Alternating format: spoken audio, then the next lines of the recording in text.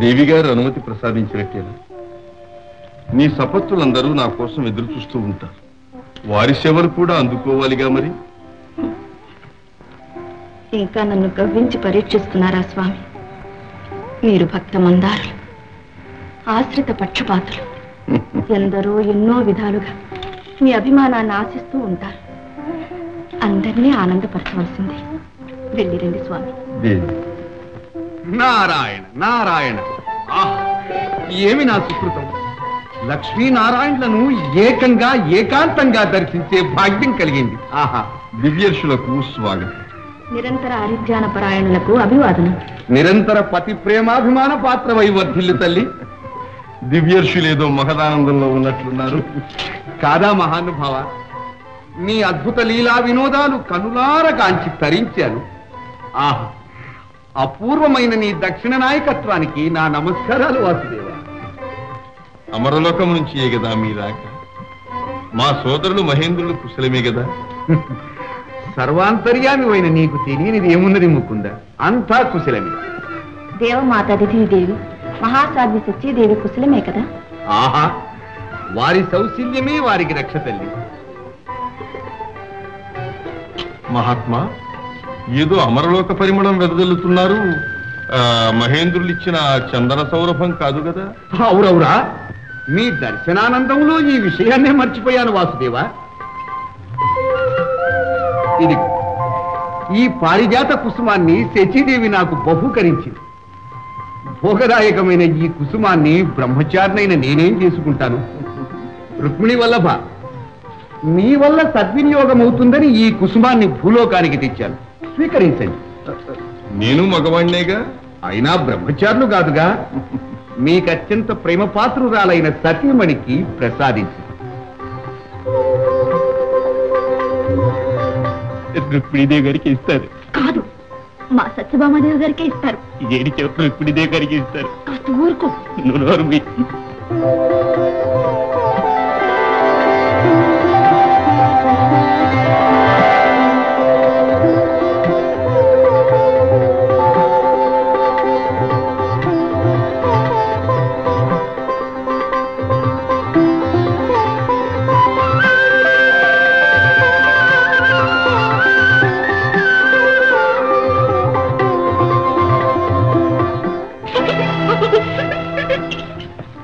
ఆహా ఆహా! పారిజాత కుసుమం చేరవలసిన చోటికే చేరింది. నీవు ధన్యాత్మురాలివమ్మా. ఈ దివ్య కుసుమాన్ని ధరించిన కాంతకు సవతులందరూ పాదాక్రాంతులవుతారు. ప్రాణనాథుడు మాట జవదాటకుండా కనుసన్నలలో మెలుగుతాడు తల్లి. జగన్నాథుడైన నాథుని నా మందిరంలోనే బందీ చేయడం అవివేకం కాదా? నిజమే తల్లి. నీ భక్తి రక్తి అర్థం చేసుకోలేని ఆ సత్యభామాదేవి అలా భావించటం లేదే. మహర్షి, ఇప్పుడు ఆ విమర్శలు ఎందుకు స్వామి? అవసరమే శ్రీకృష్ణ. నిజానిజాలు తరచి నిర్ణయించవలసిన బాధ్యత నిస్సంగులైన మా మీద ఉంది.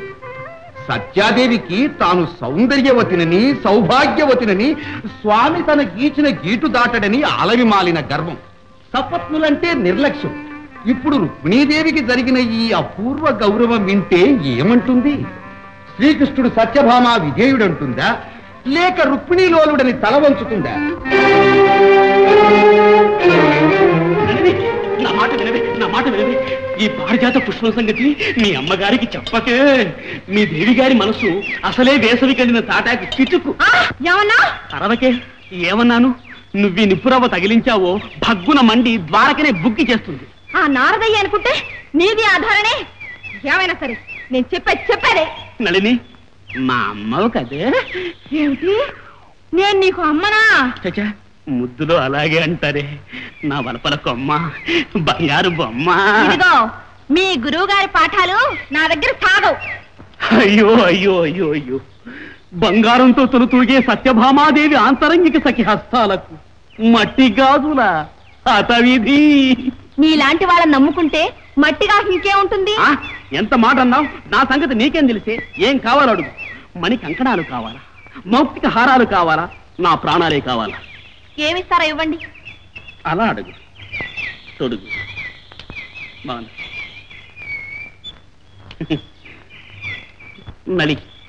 ఆహా!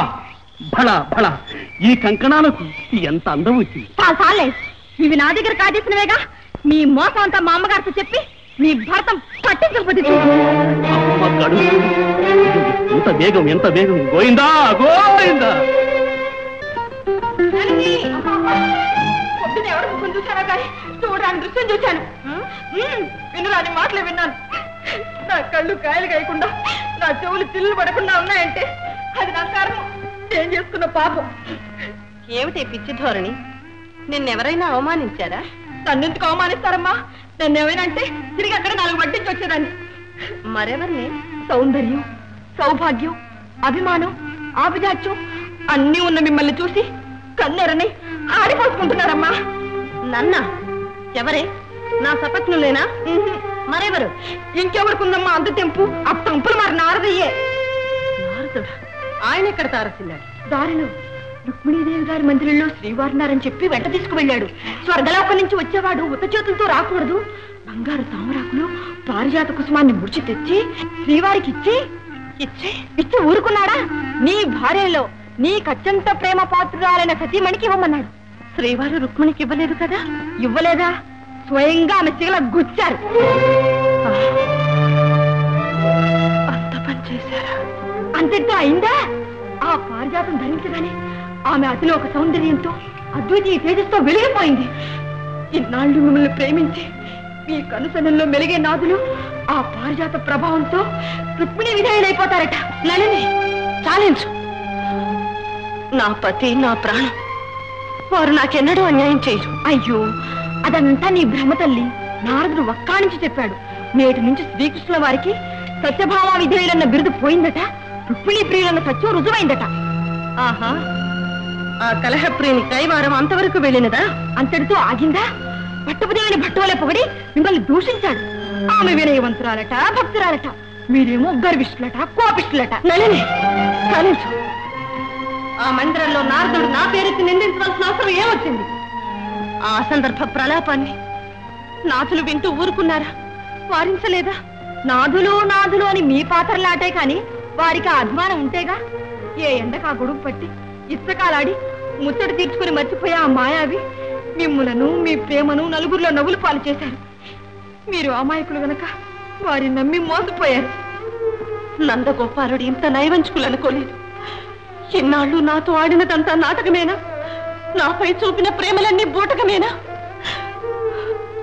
తానే ప్రాణంగా భావించి ప్రేమించిన నా బ్రతుకేం కావాలి?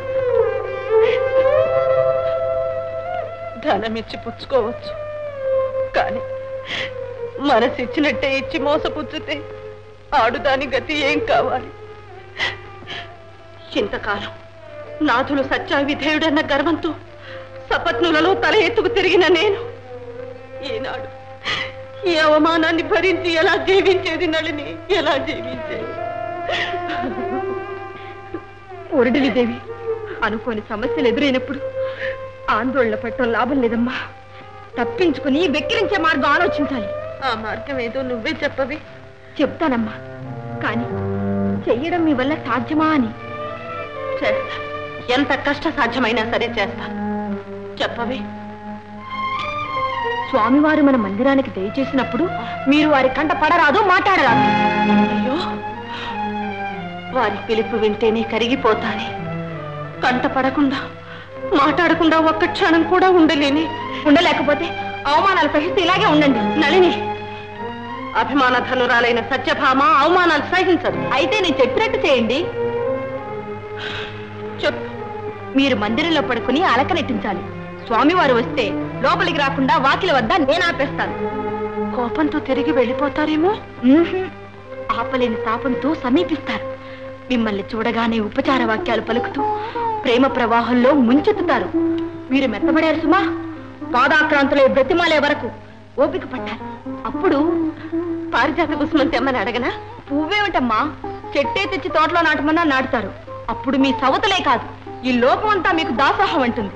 నిజమేనేవు, మంచి ఉపాయం చెప్పావు. కానీ ఏమమ్మా? స్వామి మనస్సు మెప్పించడమే కాని ఎన్నడూ నొప్పించి ఎరుగనే. ఇది నటనే కదమ్మా. వరమిచ్చిన తర్వాత మీరే వారు, వారే మీరు. మేమే కదా వేరు. నళిని నాథుల్ని అట్టేసేపు బాధ పెట్టకే. నాకు తెలియదమ్మా పిచ్చి తల్లి. వారిని ఆపినట్టే ఆపి వదలనట్టే వదులుతాను. వారి పాటికి వస్తూ ఉంటారు. మీరు అలక మందిరానికి పదండి. అలాగే